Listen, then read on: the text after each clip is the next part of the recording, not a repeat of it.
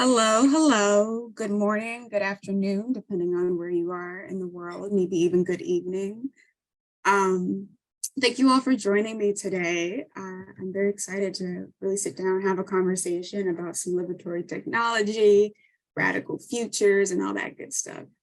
So yeah, we're just gonna jump right into it now. So to introduce myself, my name is Payton Croskey, and I am currently calling in live from my dorm at Princeton University, which is why you can kind of see my bed in the background. I'm an undergraduate senior here studying African American Studies and Computer Science. And that's me looking at race and technology, liberatory tech, the focus of this conversation, and other radical ideas of how we might move forward with technology in the future. I'm also a visual artist, I'm a dancer, and I'm also a music enthusiast. I'm really into music, and there's always a song playing in the background. I'm originally from the Sunshine State, aka Florida, which is 100% to blame for my intense love of the warm rays and the beach. Actually, some of my friends say that I'm like a photosynthesizing plant because I require frequent watering and time in the sun. Without it, I might actually die. That's true, probably. Anyway, so the agenda for today, what to expect. I have listed three things that we're going to be covering: understanding our current tech and its problems, augmented undercommons, and what that even means, imagining liberatory technology. And so when I think about, like, when I lay down at night, when I'm about to close my eyes and I'm imagining my future, I'm imagining what's to come, where am I going next, I'm often thinking of my two loves, the water and the sun, being present and abundant, but where they not just fuel me, but they fuel the technology in the world around me. That's the kind of future that I'm imagining. That's something that I hold to be very important.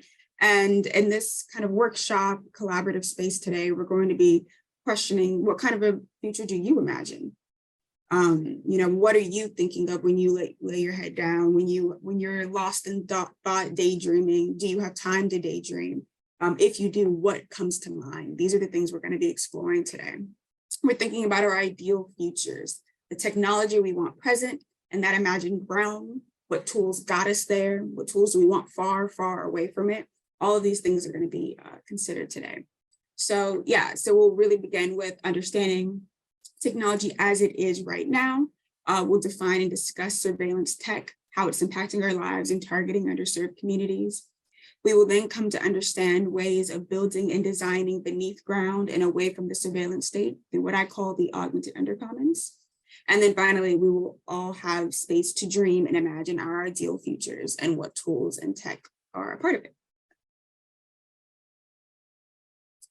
So to get us started, just humor me for a bit. You can even close your eyes if you'd like, but I'll take you through kind of a narrative, a story. It is a lively day in an intimate Black neighborhood. A cooling breeze is felt balancing the sun's intense rays. Community elders sit calmly on their porches, sharing stories and laughter with all who will listen. Young children play in the grass while their older siblings run about the neighborhood. Somebody somewhere is playing old school tunes from a large archaic boombox. Another is dancing without a care in the world. It's a block party, if you will. That is, until the sound of sirens is heard wailing in the distance. The young girl climbing a tree is the first to notice, but soon more and more sounds are heard approaching the residents and interrupting their harmony. Mothers usher the children inside. Teens drop their bikes and run out of the streets, but many are trapped outside as the armed officers leap out of their cars and aim their weapons, their harsh voices violently sparring with the smooth jams blasting from the speakers. Police are running between houses, yelling for all to show their hands. Families that made it inside hug their young ones while praying that nobody gets hurt. And as they try to hold back tears, they sit wondering, who called the police? In today's day, we might guess a few options of who might have called. Barbecue Becky for one, Neighborhood Watch Karen, any other fun, but also deeply disturbing means and names that we can kind of come up with. But the actual answer might be a little bit more insidious and ridiculous than that. The actual answer was the microphone and the lamppost. That's who called the police. And the device I'm referencing here is known as ShotSpotter, and it's just one example of surveillance technology invasively watching and targeting Black neighborhoods. The microphone is supposed to listen for gunshots and call the police when triggered. However, what it has often done since 1996 is eagerly summon armed law enforcement at the sound of helicopters, construction, or even heavy bass. And it's not alone. The non-consenting collection of data can occur in airports, open streets, by way of social media, and more. It looks like the full body scanners you have to walk through to get through TSA. It's the strangely accurate ads that you get on Facebook. It's Alexa repeating back to you something that you didn't even know it heard. There are multiple databases that contain images of your face, my face, taken from the, if you open your phone with your face, that face scanner might have been sent off to some database. Or we're even just walking outside on the street, there are cameras everywhere and they're capturing us. Voice assistants are attached to many of the phones and devices that are in our individual spaces right now, and they are actively listening. They might even be recording what I'm saying at this very moment. And so none of this is conspiracy. These are the very real ways that our technology and its developers are infringing on our rights and invading our privacy. For instance, police cameras are disproportionately installed in Black neighborhoods. Local departments track the phrase Black Lives Matter on social media, and there have even been FBI programs targeting Black identity extremists, which is a very broad category that is used to pinpoint just about anybody. And according to tech scholar, my professor, Ruha Benjamin, with whom I work in the IW Welsh Just Data Lab, our current systems simply reflect and reproduce existing inequities, while cosplaying as more objective or progressive than discriminatory systems of a previous era. These algorithms amplify racial hierarchies as designers encode their own biases into their project. And this is something that we have discovered in the IW Welsh Just Data Lab alongside Kania Hale, who was my co-lead on a Liberatory Technology and Digital Marinage project. We've realized that not only are these systems encoded with these terrible values of destruction and harm, but also it is impossible not to encode your values in your technology. It's impossible not to leave remnants of yourself in the things that you create and the tools that you are manufacturing. And it turns out the US Armed Forces were the intended users of today's most popular devices. From GPS to drones to the internet to kites, many of our commonplace tools were invented by and for the military. They were originally soldiers at war and assistants in mass destruction. And although later adopted and adapted for civilian use, technology's birthplace was amongst an abundance of pain and violence. Hence, when these machines locate, attack, and kill their targets, they are functioning exactly as designed. So between the invasive ShotSpotter, killer drones, other rebranded slave patrols, it is clear that today's technology and design processes must be reconfigured from the ground up. And as I continue my studies here at Princeton, I have often found myself asking, is there any hope? Will tech always be this bad? I really like this question here where it says, will our current or future technological tools ever enable us to outrun white supremacy? That's a loaded question. That's a difficult one to answer, but I am a young, hopeful person, and I'd like to think, yes, we can. But it's only if we think beyond and away from the dominant domain. We have to get away from all of the ShotSpotters of the world, all of this, the Silicon Valley's destructive technology. And we have to separate ourselves from that and think differently from it and see how might we imagine more liberatory radical futures. So to find our answer, we must first become acquainted with cultural theorists Fred Moten and Stefano Harney, who advocate for the need to be in but not of the university. I know it's a slight deviation from the technology, but bear with me. They encourage study and creation within the undercommons, which stems from the belief that the university reproduces and reaffirms our culture's most dangerous systems. Thus, they push for the undercommons, an uninhibited space for the subversive intellectual to openly challenge cultural standards and plan for revolution. Essentially, the undercommons is a site for unfettered thought that reimagines and pushes for the destruction of the common, the comfortable, and the standard. And although Moten and Stefano Harney's detailing of the undercommons remains focused on emancipation from the university, there is room to expand this radical oasis to the realm of surveillance tech. This extension is what I call the augmented undercommons. It is a domain where all who refuse to submit to technology's watchful eye may freely reside while reconfiguring the world's understanding of innovation and security. It is a revolutionary makerspace for targeted communities to create transformative tools rooted in liberation. The instruments of the augmented undercommons challenge industry standards by offering new solutions. And just to kind of zoom out for a bit, my use of the word augmented here is referring to the phrase augmented reality, the term augmented reality, which is an enhanced version of the real physical world achieved through digital visual elements. Oftentimes it looks like you have your phone and you can kind of point it up. It's taking a video of the room perhaps, and then you might see flowers growing, you might see things appearing on your phone and they look like they're in the room with you right now, but they're not. They're existing solely on your screen. And so in that way, augmented reality is in, but not of the real world. When looking through a device, the visual and auditory stimulations may dart across the room, interact with the tangible objects that you could pick up. Yet, however genuine the 3D graphics may seem, they are not. Its very existence defies the laws of our dimension, reminding us all that it's merely a virtual illusion. And so the term augmented here reminds us that the undercommons still has ties to the common world.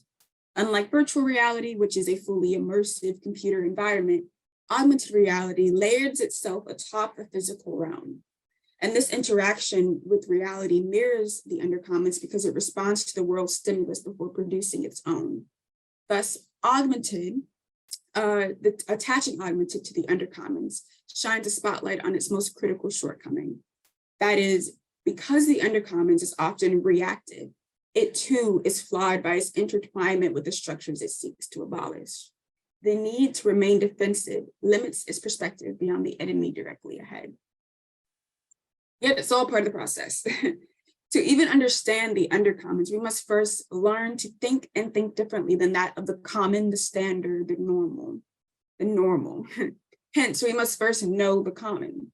So a virtual reality-esque world that allows for full untainted liberation and immersion may come in time. But at this moment, we are embedded within the flawed land we inhabit now. And this is why the undercommons, augmented or not, is not the final destination. It is merely a transient place of learning. And as they learn and grow, the digital maroons of the augmented undercommons inventively craft devices and spaces that represent the future they wish to see.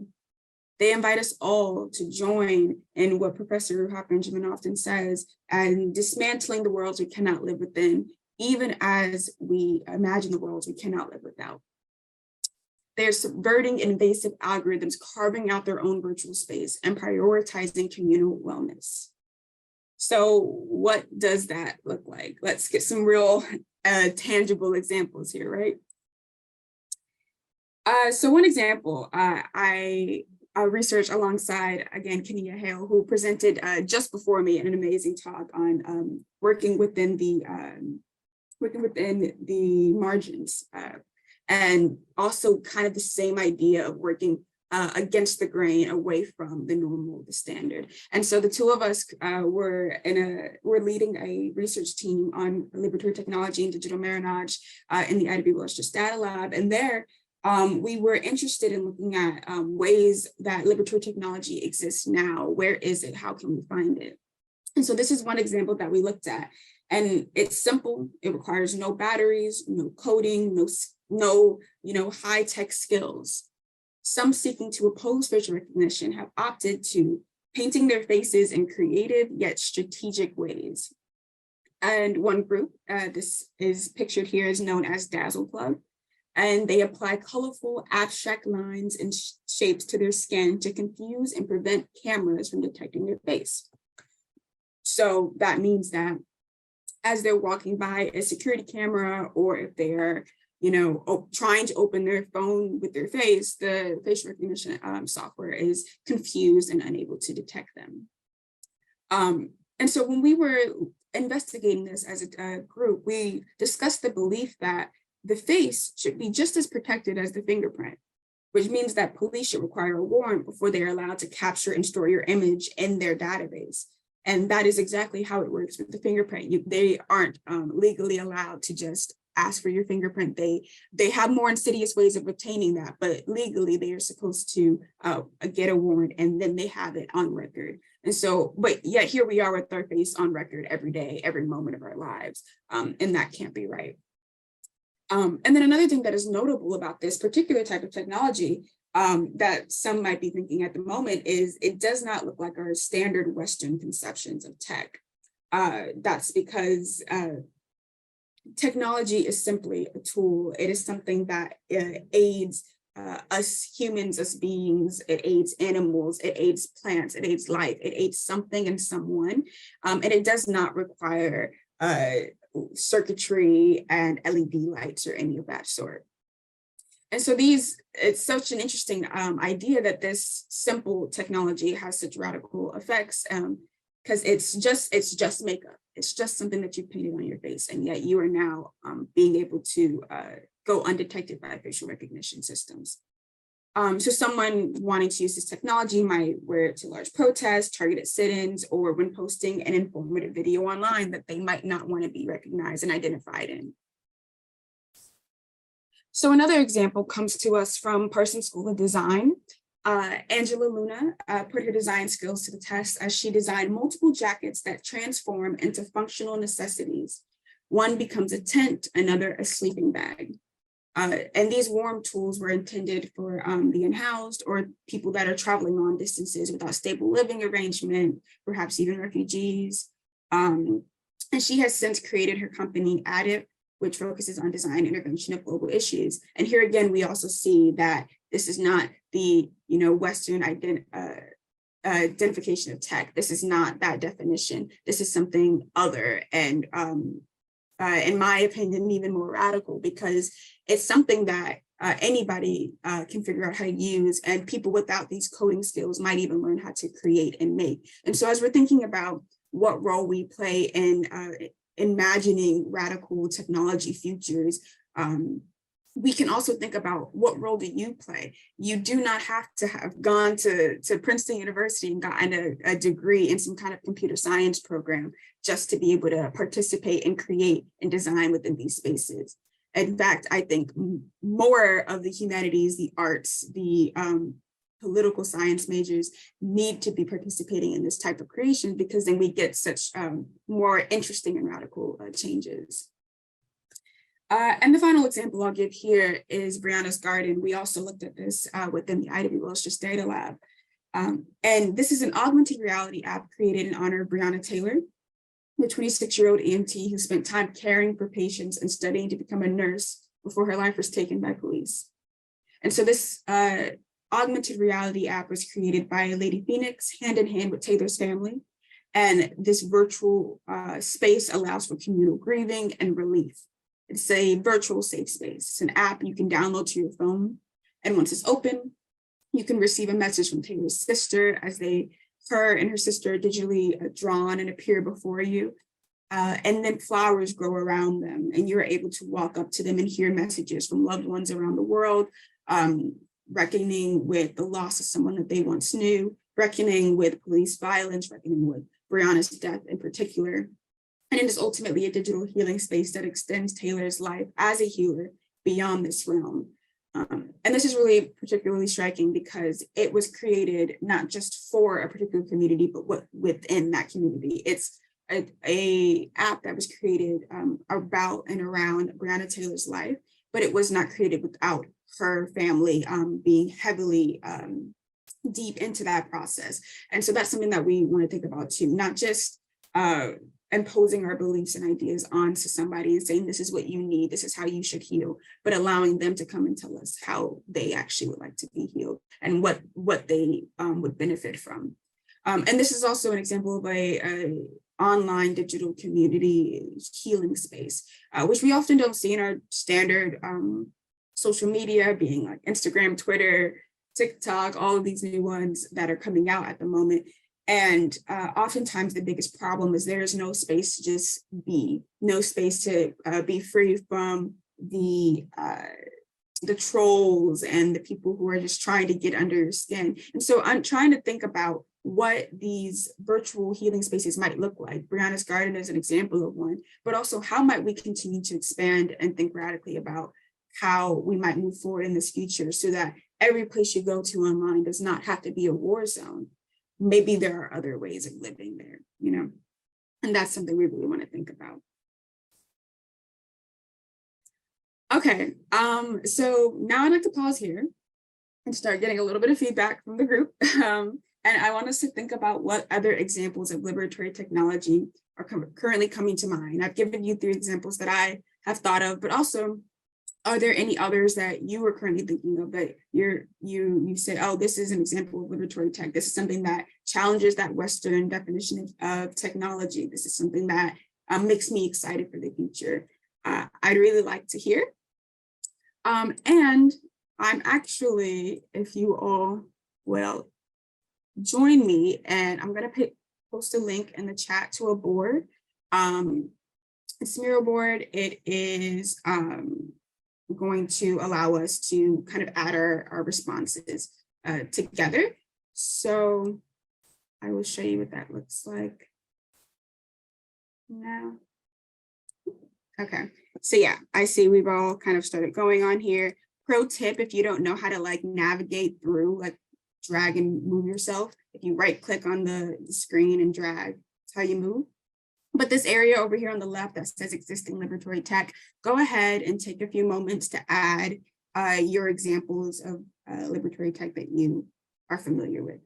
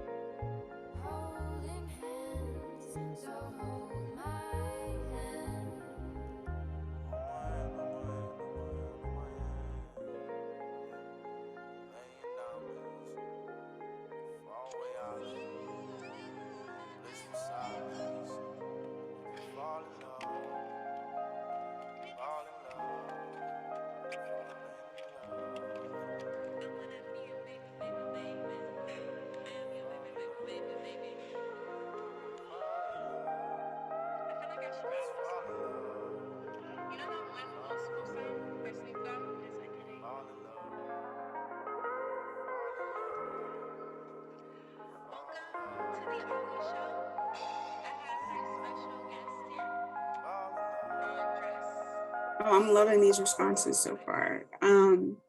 Algorithmic improv. Yes, I hear that was such a big hit last year.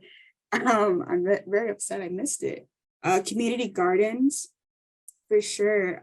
Being able to grow your own food, your plants in these in different communities, especially in more urban communities where that is a much bigger challenge. Oral history summer school, rap ciphers. Yes, I also added sampling in hip hop, which is another form of some liberatory tech. People don't give us enough credit.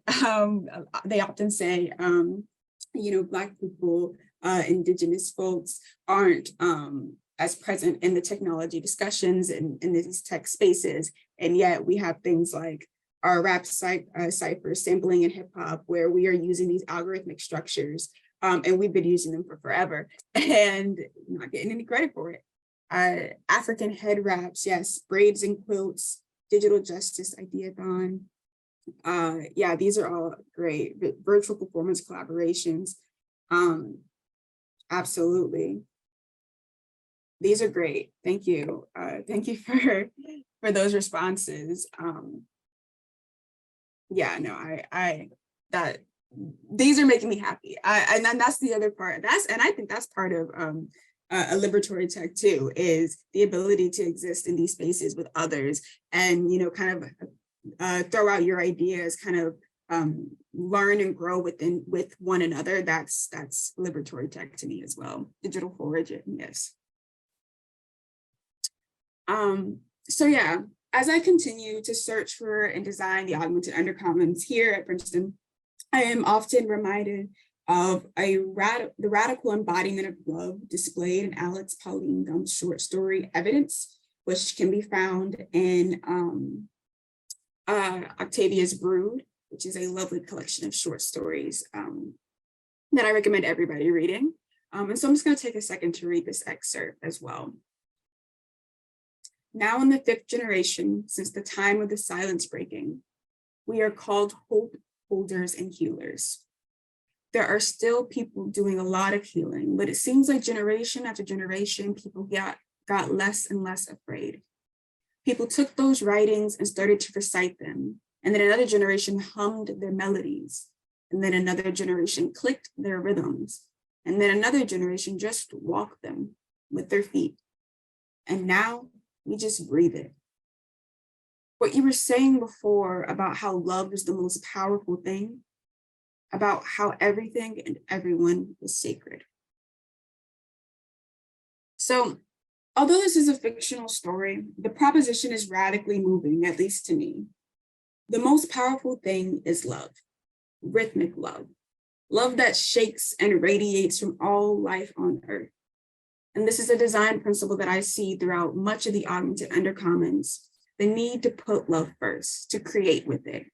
Love others, animals, the environment, yourself. It's an active ingredient whose absence is almost always felt. And it's something that I think we need to do more of, have more of, not just in our everyday lives, but especially when we're creating these next tools and we're imagining our next steps in the future. We can't do it without that love for one another. Kania, in her previous session, talked about reciprocity and being able to reciprocate that care and emotion for one another, and to empathize and feel for others, and be able to reciprocate that. And I think that's really important. I think that's really valuable. Being able to see others, and not just other people, but again, other life on earth, as something that needs love, and that needs love reciprocated. Before we even start our design processes and our creation. And so I have another group question. And this time I want us to kind of, with love being the first design principle that I've kind of discussed, I want us to take some time to, again, reflect. And this time it will take a little bit longer. And I want you to think about, what principles do you feel must be present in the creation of liberatory tech? What values must the maroons of the augmented undercommons uphold as they draft new futures? What do you think we can't do this without, So I am going to redrop the link in the chat and for the board. And this time, if you kind of scroll over to the right, where there's a bunch of Post-it notes, says our design principles, go ahead and take some time to think through your design principles that you value. What do you want to carry with you to the future? And then this time, as we do it, I'll just play a little song. And then once the song is over, we'll come back.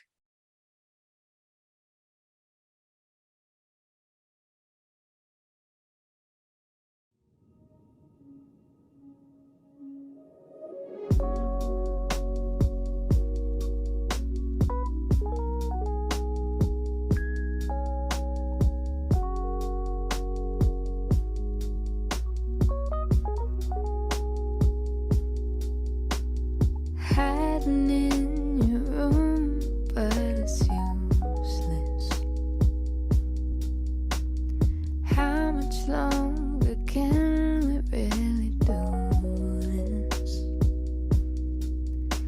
Amphetamine stars keep you nocturnal. We make love like our youth is eternal. I don't wanna lose that feeling, sleeping in your arms, still dreaming. And if I froze time, could you fall? Could you forever be mine? And if I froze time, could you forever be my baby? Be my baby.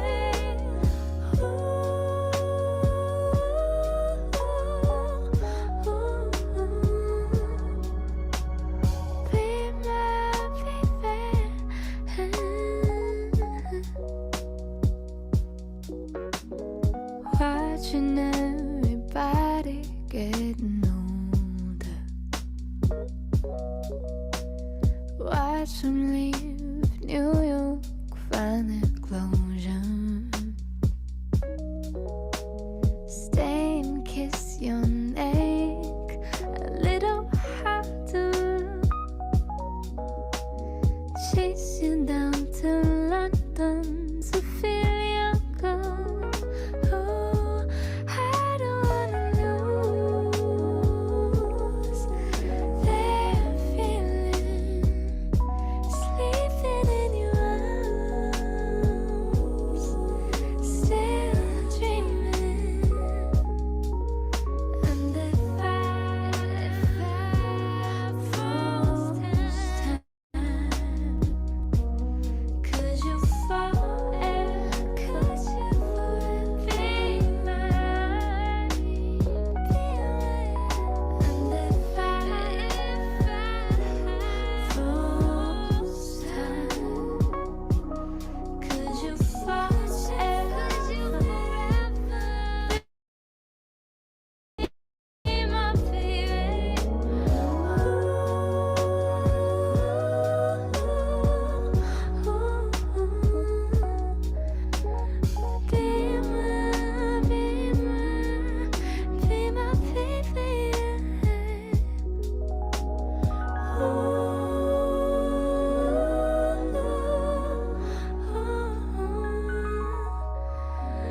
Be my baby.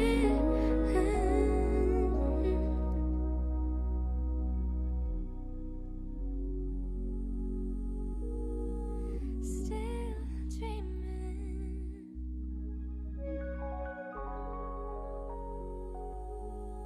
Still dreaming.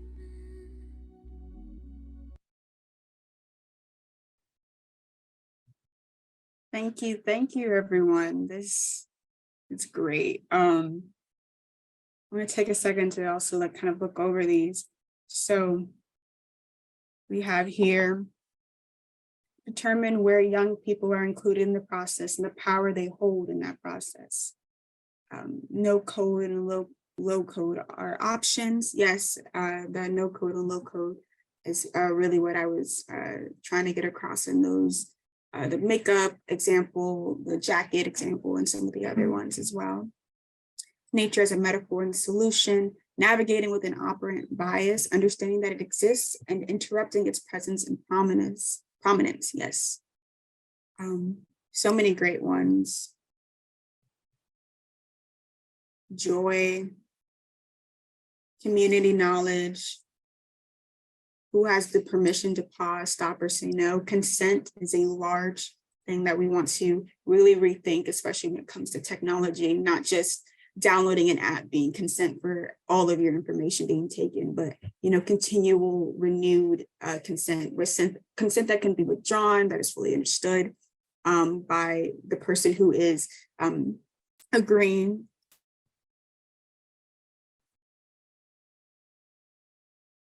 rhythmic, sustained, not just one time.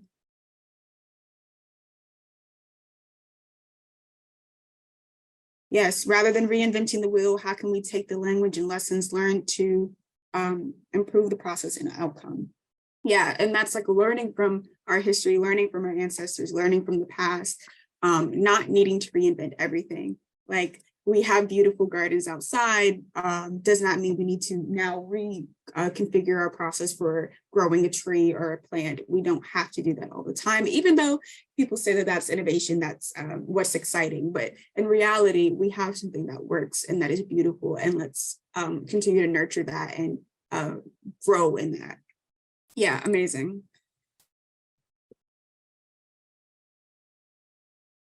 And so, yeah, those are all great responses, and a lot of them are bringing up some of the topics that the ideas that I came together with in the IWOSH's data lab, but also some of the ideas that I've come up with in my own research. And so the first three here, I've already covered most of, but again, in the lab, we talked about redefining that technology, expanding our definition to those quilts, those braiding patterns, those ciphers that we were mentioning earlier, accepting text limitations, understanding that our systemic problems require systemic change. That seems to be the hardest thing for developers to understand, for big tech to get, that you will not code away racism. It's just not going to happen. Okay.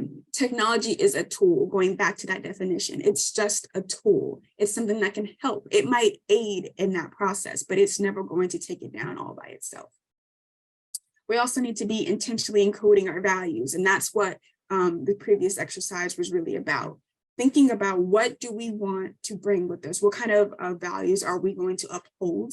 And then how do we make sure that we take that with us every step of the way? And so it can't just be an afterthought. It can't be like, I have this great idea, I'm going to make it. Oh yeah. I think there was some love thrown in there. I think there was some community knowledge thrown in there. We got to have it at the beginning. We have to have it every step of the way. We got to check ourselves, check each other. This is why creating a community is important. Operating within the Augmented Undercommons also means entering into study, which means that we, again, are constantly learning and adapting, understanding the cracks of the common, and understanding the cracks of the undercommons, knowing where we are failing, where are we not hitting the mark, understanding that that is going to happen, and then where do we go from there? We also have to enact the first right, which is what Fred Moten and Stefano Harney allude to in their paper, which is refusing the imposed dichotomy of being strictly for or against technology. It doesn't have to be and or one or the other. It can be a yes and situation. I mean, I like social media, I like technology. I'm talking to you all through a computer right now. I obviously don't really want to let it go, but I'm also not comfortable with that meaning me releasing all of my rights, my privacy, my protections. Also refusing the call to order. And that's the call right now, is to submit to the surveillance state. It's the idea that the technology in the airports, the biometric scanning that happens, is necessary for our overall security, and that it's the most efficient way to get that security. But it's not. It's not. That's a call to order, but it's not one that we must follow. And once we break away from that, we can start thinking more imaginatively about what futures we want to see. And then again, creating a community. What we're doing right now, these are the beginning steps. You know, being able to read someone else just post a note and go, yeah, that really hits for me. Actually, that makes me think of this, and then kind of come up with your own, thinking of the ways that these types of conversations might stimulate the next big projects that we're working on, the next small projects we're working on, something that might only affect a few of your friends, something that might affect your community. It doesn't have to always be such large world-changing projects all at once immediately, because a lot of times the smaller things do grow and develop into something larger. And then finally, I also really want us to all take our time considering unintended consequences and ethical implications prior to releasing our tech, prior to releasing our ideas. It's this kind of belief that technology is just moving rapidly. It's just advancing and the updates are being administered and it's just going, going, going. But the technology, the inanimate objects are not doing that. It's the people behind them that are doing that. People are administering those updates. People are making it so that every 2 months you get a new phone. Every 2 months your phone works a little bit less so that you can buy the next one. There are people behind that, and those people can slow down. It's something that we need as a society. We need to start adapting a slower understanding of, we need to move slower. We need to take the time to understand, take the time to consider the implications of what we're creating, how it might affect people in ways that we did not intend. Thinking about that before we do things, instead of the current model of release, then think. Release, wait till someone calls me out on it, and then update it, So essentially, the Augmented Undercommons is a network of maroons who uncover and design their own liberation from our digital society. Their refusal to click, snap, and send their data is as much a strategy as their decision to participate in a virtual realm of their own. They silence the sound of the machines to reconsider the need for its presence. They mute their voices and blur their faces, searching for their true identities. Most importantly, they dream of their revolutionary future as they create under the common. And this process of building a rocket beneath ground before sending it flying through the sky reminds us all that we must go low before we can go high. So that's the end of the formal presentation. And I have one last audience participation question. This time, now that we've kind of thought about our design processes, we have these examples of liberatory tech, we kind of know what not to do, and we know a little bit about what we want to do. I really want us all to just take the time to sit and think about the future that you want to be a part of, a future that you would like to imagine. So imagine it's light years into the future, or perhaps it's 50 years into the future. Maybe it's 5 minutes into the future. Think and imagine your own kind of idea where you want to go. Perhaps humanity is living deep within the ocean because of rising sea levels. We might be kicking it with an Octavia Butler-esque alien, or maybe we're right here on Earth because somehow we've overcome or mutated to adapt rising climate change concerns. So take the time to define your world. Think of your parameters, your environment. Once you have settled on a larger narrative, zoom in and think about, what technology do you have access to here? What tech brought you to this place? Does it look like the devices we have today in 2022? Is it even conceivable in our current minds? Does it have batteries? Is it radioactive? Can everybody get it? Who does it serve? Does it exist within your mind, or is it tangible? Does it grow? So we're going to take some time again to paint this picture, to imagine a liberatory future. And then afterwards, if you're comfortable, we'll kind of have a group discussion and people can share their thoughts with us. And again, if you go back to the mural board, I will re-drop the link. And scroll again to the right this time. We have this big circle of our imagined future. And go ahead and double click and start typing your thoughts once you have them. So similar to last time, I will play a song, and once the song is over, we will come back.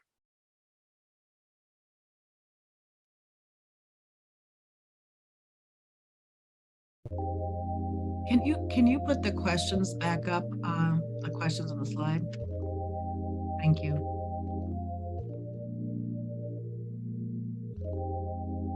Fitting in your vibe and you'll be styling out too quickly.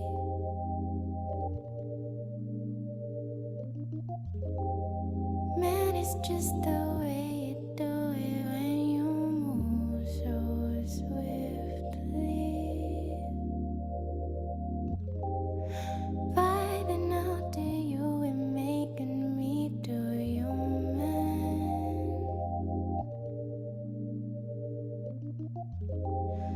Smoking out the way I feel emotion. Emotion so good, it's so bad, it's so bad, it's so new. I'm wishing at the end of June.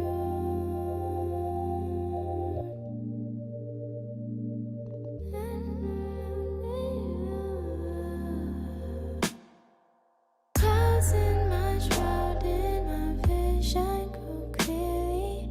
Can't see ahead if I'm fine when I leave me.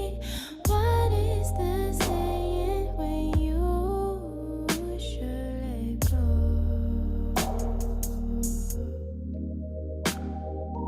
What is so impossible?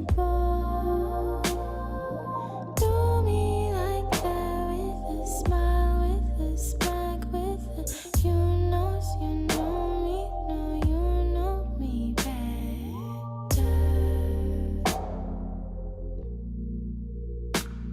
No rainy, no windy, no sun. Just music and just the one. I'm fine like that, fine like that, fine. I'll never be losing, I'm on every time. No, you know, knows me no better like that. Fitting in your style and out too quickly. And it's in the way you do when you move so swiftly.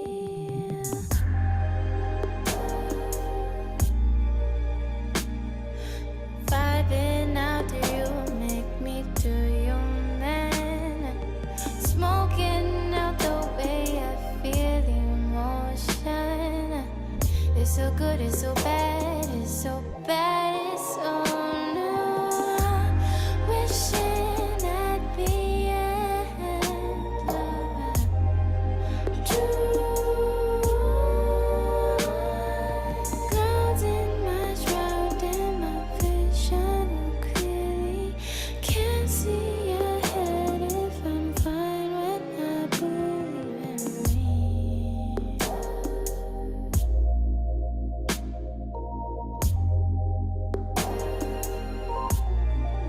What is it saying when you let go? What is so impossible? So do me like that with a smile, with a smack. With all your notes, you know better like that. When we be on the scene, when you got me, winging me weather. No rainy, no windy, no sun. Just music and just the one. I'm fine like that, fine. I'll never be losing, I'm on every time.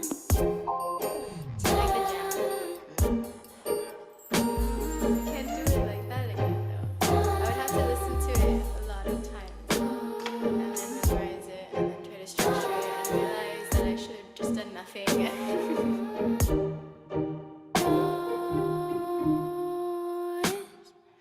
Up from above, it don't leave me behind. It's around all the earth that we know is divine. When I be empty and all of my mind I see.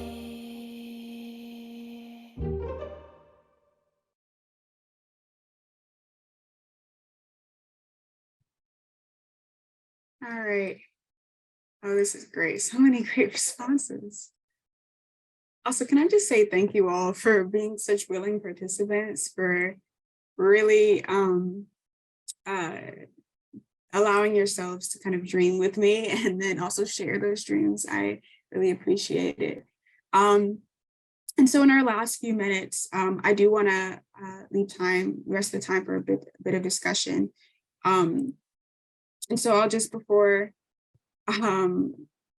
I allow for that discussion, just want to bring up my information one more time. My name is Payton Croskey, I will put my links in the chat. If you want to read more about Augmented Undercommons and my or any of the other work I do, you can go ahead and go to either the links, Croskey.com or my link tree, which has both of them have all the links that you need to find. Amazing. So I'm actually going to stop sharing now, and yes, okay. And then if you would like to share some of the things that are still on your mind, anything that's lingering, questions you have, if you want to share your imagined future in the technology, just go ahead, either unmute, drop it in the chat. Just want to open it up for a discussion. This is also a time for anything that you're like, something you said didn't really fully go through. What did you mean by that? Or something like that as well. This was inspiring, the thoughtful path. And so being able to imagine a collective, responsive community that has a feedback loop that continues to calibrate and reduces its harm as it grows. It may not know it at first. That's something that really stood out to me in my vision that I put out there. So thank you for the opportunity. I also like the word recalibrate too, because that's also something that is often referred to as like a tech term. So I love using that again, even in these like low tech spaces. Go ahead. Hi, this was an awesome, excellent presentation. I think my question is around how you think you can get, I'll say, your message, your work out to other young Black Gen Z. I'll say youth, I won't call them learners. That's the space I'm working in, which I'll be giving a talk tomorrow. But yeah, just what have you found that really works for those who might not be, in higher education or, involved in these tech spaces already? What strategies have you used that work? Yeah, that's a great question. And it's something that I actually am often thinking about. So this research on Augmented Undercommons and my work with the lab and Liberatory technology happened primarily in the spring of this year. So it's still, for me, in my mind, relatively new, where I'm like, okay, how do I adapt this and adopt it for different audiences? Because at the moment I have a long paper that is equivalent to that of like a thesis. And, a 21-year-old might not want to read that. Some do, some don't. And like, I have always been interested in kind of being able to communicate these ideas, that they don't just stay within academia, because that is really not the point. How do we get them out of there? On my website, I did create like a short video that kind of starts talking about these ideas. That was kind of created as like promo / my way of just like being able to send it to my family that doesn't fully grasp some of these higher education concepts, and get them to understand. But I'm also still kind of thinking through some more ideas. In the lab, we created a zine, which is has a very if Kania, I don't know if you're able to drop the zine link in the chat, but we created a zine that helps us have kind of like a visual element with some of the more thoughtful questions that we have. Again, something that we can kind of send. But yeah, I'm still thinking it through. TikTok is a new wave that maybe I might be able to start kind of sharing some more ideas through, reach some different audiences. I do think it's something that's important to be shared, and it can't just stay with me or with other people who are just like me. It has to go beyond that. So great question. I'm constantly thinking. So if you have any ideas, please feel free to share. Yeah, thank you. We have about a minute left. Any last questions? Again, my links are there. I can also drop my email in the chat if anyone has any follow-up questions or wants to connect.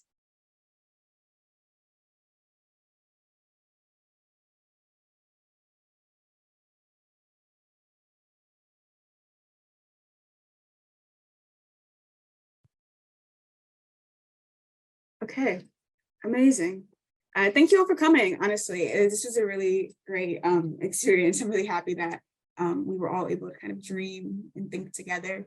And I hope that this carries on and forward into the next things you do, the next sessions you attend, which are all great and amazing, and then also in your work and your life. Thank you. But I don't want